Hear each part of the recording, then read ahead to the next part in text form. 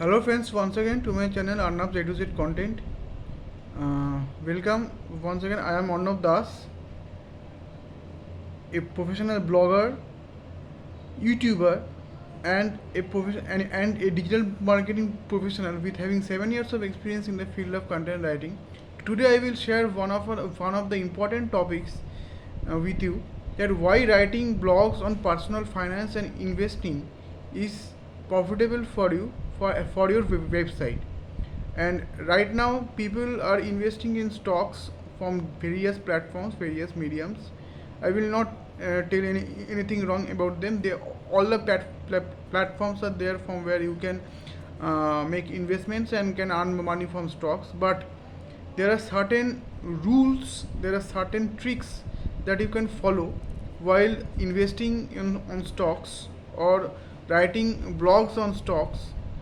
It is quite important. If you miss those points, then chances are there that you may not hit the investor interest which they are for which they will read your blog.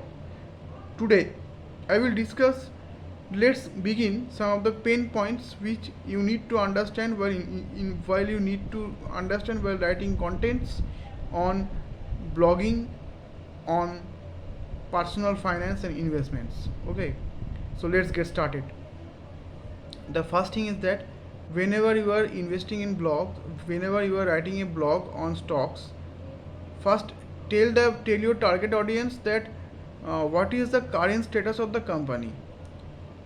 In the introduction part, mention that what are the last 5 years status of that company, where are they standing, and how much stable they are.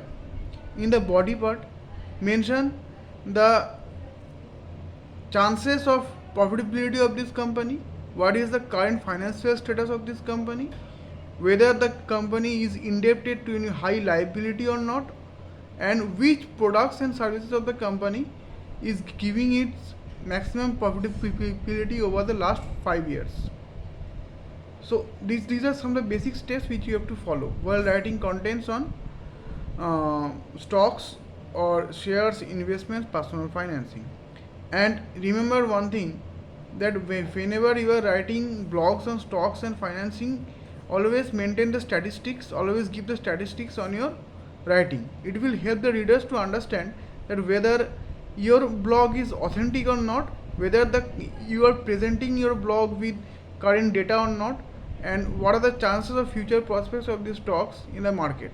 Only then reader will come to your blog and they will read your blog and your website traffic will increase. If you miss these points, then chances are there that your blog may get high bounce rate, which is not good for your website.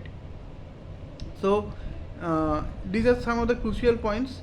And another important thing which is very important, which is quite noticeable, if you fail to follow this point, then things can go worse, because whenever you are investing, whenever you are suggesting someone to make investment in the stock market through your blogs, then you must state that what is the chances of profit potential of this company, whether this company is a market leader or it is a market follower, or the company is facing any perfect competition or not. If you see that if the company is facing perfect competition, then what is their status, whether they are on the top or in the medium range or in the lower range. If they are in a startup phase, then I would suggest that do not encourage the investors through your blog to make investment on those company, because chances of incurring losses are higher. Even if the company is have the potential to earn profit in the last 5 years, but they have to beat the market leaders, and then only they can reach the break even point or can earn profitability. And if the company is on the if the company is on intermediate level, then the chances are there that it can earn profit, but the growth rate will be slower, and the chances are there you may earn profit. The risk is higher actually in this case. And if the company is in flourishing position, then you may invest your money on the stocks of that company. and you may suggest your people through your blogs that to invest money on these stocks of this company. And after that, the most vital point which most of the writers and bloggers forget while writing blog on financial blogs and stocks, that they do not maintain the current product.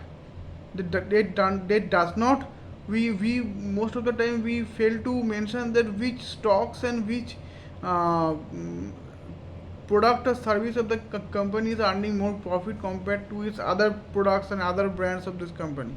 So if you forget this thing to write on your blog, then investors may feel insecure and they may not read your blog any further. If you want that your investors to read your blog further, then mention these points. It is very crucial.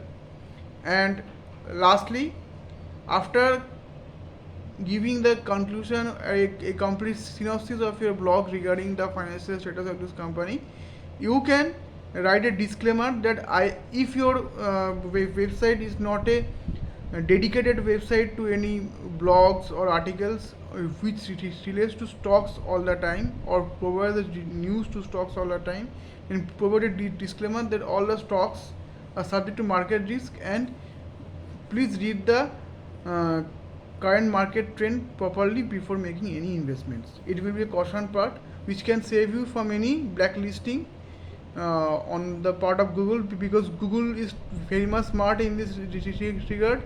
They will scan your website, and bots will scan your website. If they find anything fishy, immediately they will block your content and block your blog website. So keep these things in mind while writing blogs on finance and personal finance and stocks. Otherwise, all the things are quite smooth. Just to follow the steps which I have mentioned, and the chances of earning profitability will be quite higher. So, good night to all of you. Have a nice day ahead and have a prosperous career ahead. Thank you all.